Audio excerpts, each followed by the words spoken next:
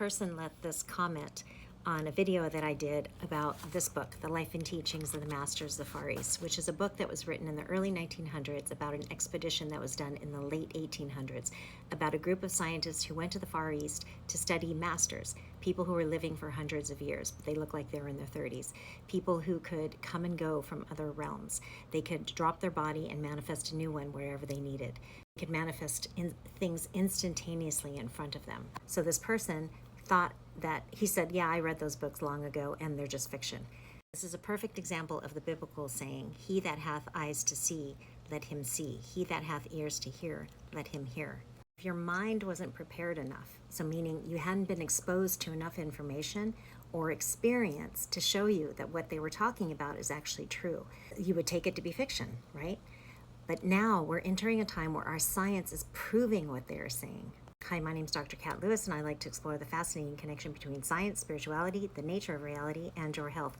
If that sounds interesting to you, then please like and follow me. So this is one of the quotes from the book.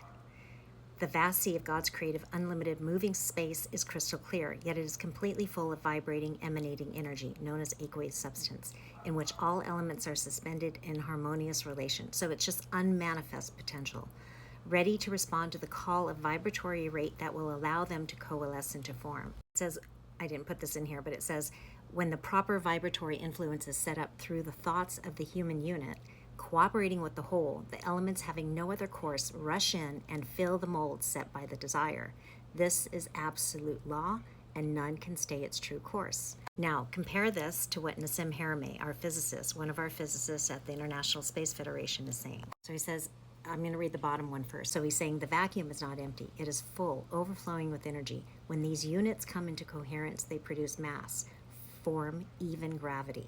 And then, so he's calling those units Planck spherical units. They're the tiniest pixel that make up our physical reality.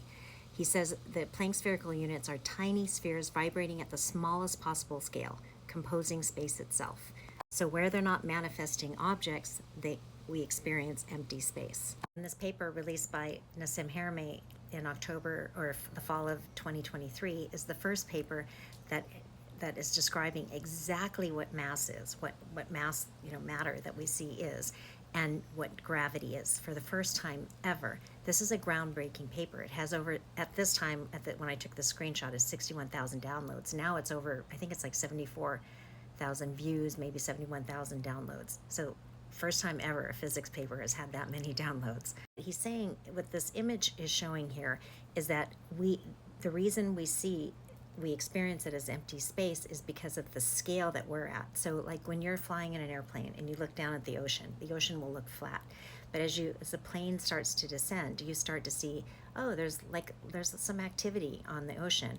And then you get lower and lower and you start to see the waves. So we can't see it at our scale because we, at our scale, are billions and billions of times larger than these tiny little units.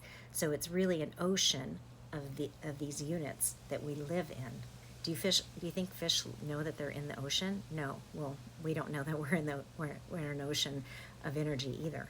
The point is, if you hadn't had enough experience, right? If you hadn't been exposed to some of the science that's coming out, if you hadn't had a meditation practice where you actually bring your attention inward and start to feel some of this energy, then you wouldn't know.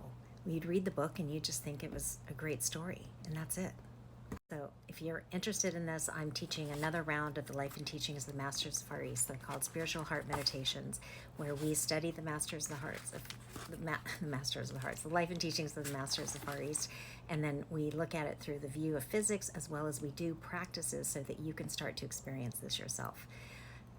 If you like this content, please like, share so others can benefit, and follow me for more information.